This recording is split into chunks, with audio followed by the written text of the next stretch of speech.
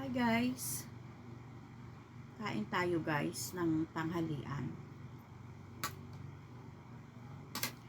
Ano kasi to, laing na may hipon. So, hindi ako pwede palang magkutsara.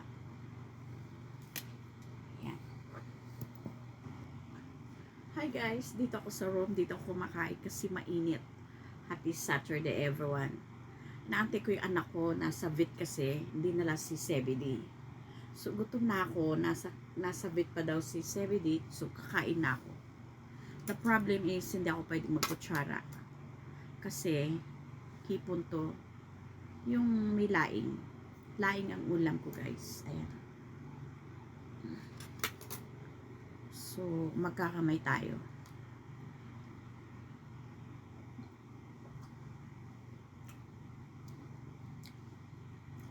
Ito lang ang mahirap pag nasa easy ka. Kasi, madaling lumamig yung pagkain.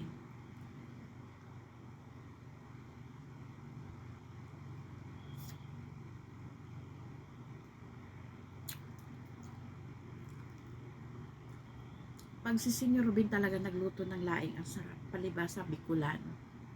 May sigli pa oh. Hindi talaga ako nag-almusal kasi gusto kong makakain ng marami.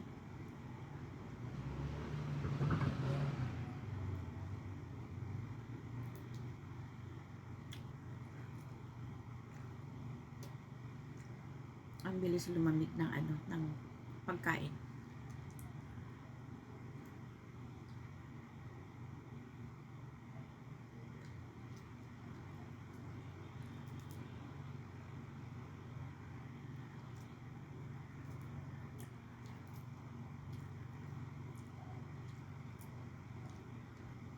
Meron ako anak guys na sirgor.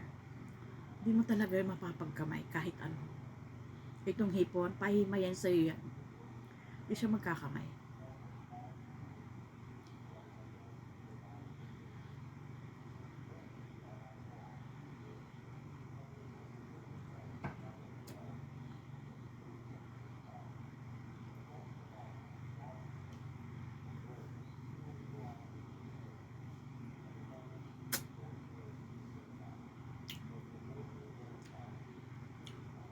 Nung hindi pa lumipat ng kondo si Clint,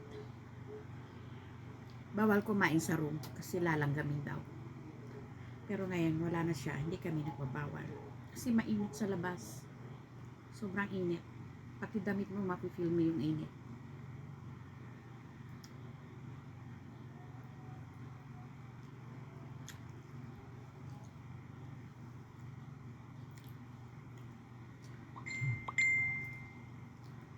Tumla ako nung oras na yun.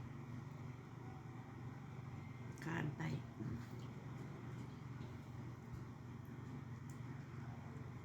Ang sarap ng gata. Ang sikreto lang naman ito, kailangan magata, diba? Tsaka hindi hinahalo. Hindi siya naghahalo. Naghahalo lang siya yung yung luto na ilalim. Hindi siya halo ng halo. Tansya na lang. Kaya ako ayaw talaga magluto ng laing kasi baka ako mapintasan. Kahit anong lutuin yung laing, hindi makati.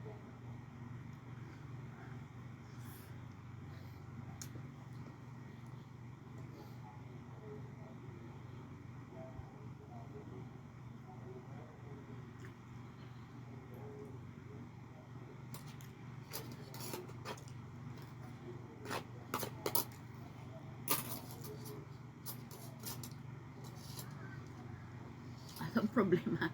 Gusto ko muna uminom.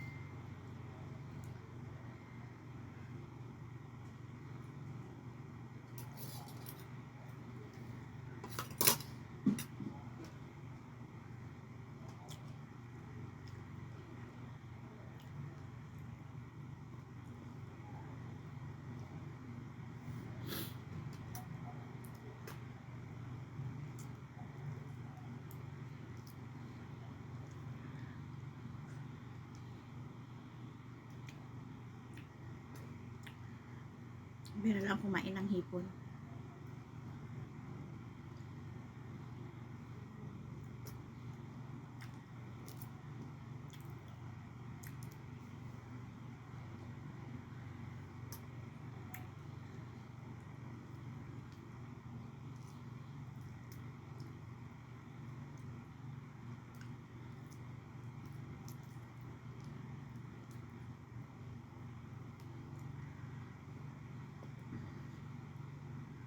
Itong pinggan na to guys, favorite ko to. Matagal na to sa akin. Bigay pa to sa akin ng nanay ko. Ito lang yata naman ako sa nanay ko. Itong pinggan na to. Hindi siya plastic, pero di ko alam ang tawag dito. Milaware, parang ganun. Pag nabagsak siya, hindi siya bumabasag. Hindi siya nababasag. Kailang, as time goes by, nag-iibang kulay niya. Hindi ko to pinapagamit sa mga anak ko.